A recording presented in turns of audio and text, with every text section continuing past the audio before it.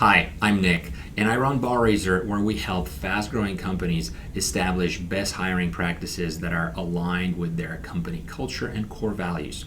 These hiring practices enable these companies to hire quickly and efficiently and therefore hit key growth milestones such as a new product launch, a new country launch, or a new funding round. One of the services we offer to our corporate customers is to help them reduce and even eliminate the hiring biases from their interview and hiring processes.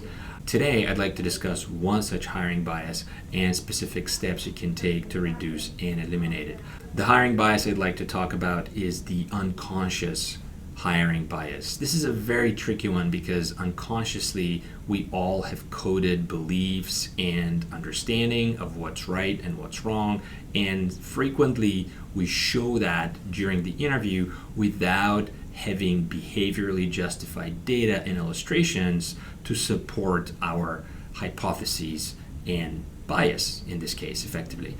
So a clear example where the unconscious bias would be at play would be if you interview a candidate who has graduated from Harvard or who has worked for an elite company such as McKinsey or Microsoft or Google, and if you automatically assume that this candidate is very strong at math or has strong hard quantification skills. That could be the case.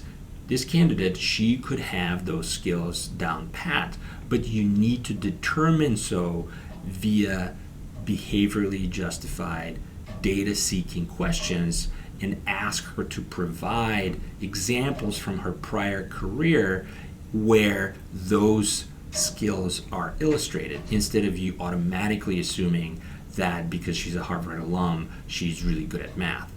That's the unconscious bias at play. So how do you reduce it and how do you eliminate it? Eliminating it is very hard, but reducing it is quite doable, and hopefully in time, as you set best practices of seeking out and identifying the unconscious bias, you could hopefully eliminate it in your organization as well. So here's one action you can take.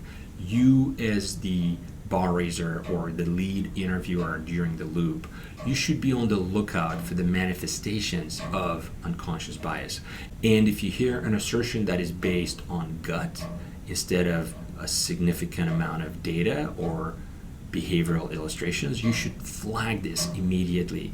So for example, if an interviewer states that he has a hunch that a particular candidate cannot hit the bar that the company is looking for and she won't be good at such and such job, you as the bar raiser or the person in charge of the interview loop should interject and ask for clarification. Specifically, you can try to find out where this hypothesis of this interviewer comes from. It's okay to have hypotheses. It's okay to express concern that is not necessarily 100% based on data, but you have to base that concern on as much behavioral context as possible. For example, you could say that in your interview with this candidate, she described a case where she took 3.5 months to determine which vendor to award a certain project to, which external vendor she should commission the project to. And in the environment of this new job on your team that you're interviewing for, waiting 3.5 months for such a generally basic decision is unacceptable. You would expect someone who would have a much stronger inclination to move quickly, who'd be an independent thinker, who can deal with ambiguity, so on and so forth.